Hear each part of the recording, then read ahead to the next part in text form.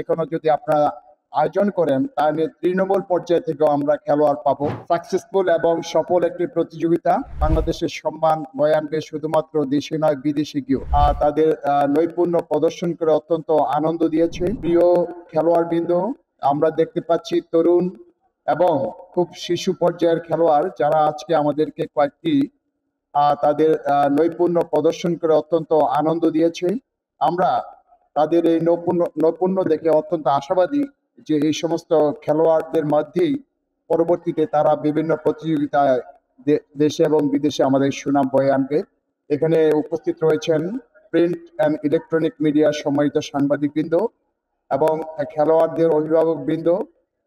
Here also the present some participants from the different the foreign countries and their guardians also. That we are thankful for their participation.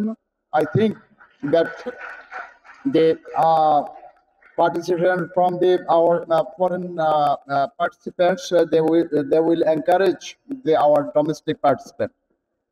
তারুণ্যের উৎসব উপলক্ষে আজকে যে প্রতিযোগিতার আয়োজন করা হয়েছে এটা অত্যন্ত সাকসেসফুল এবং সফল একটি প্রতিযোগিতা।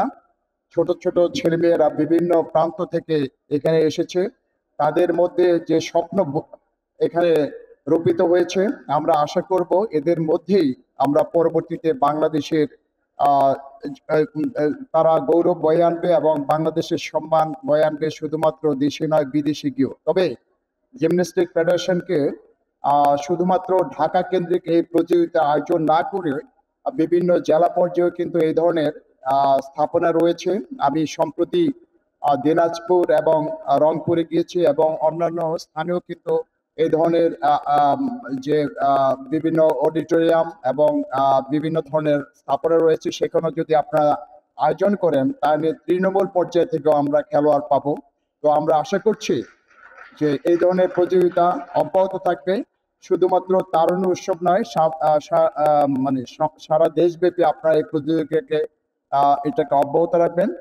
মাননীয় উপদেষ্টা মহোদয় আছেন, তিনি খেলাধুলার যেন তৃণমূল পর্যায়ে সম্প্রসারিত হয় সেই জন্য সবসময় আমাদেরকে অনুপ্রেরণা দিয়ে থাকেন, নির্দেশনা দিয়ে থাকেন। তার উপস্থিতিতে আজকে আমরা আমাদের প্রিয় খেলোয়াড়বৃন্দ অত্যন্ত অনুপ্রাণিত। জিমন্যাস্টিক ফেডারেশনকে এই ধরনের একটা আয়োজন করার জন্য ধন্যবাদ জানিয়ে আমি আমার বক্তব্য শেষ করছি।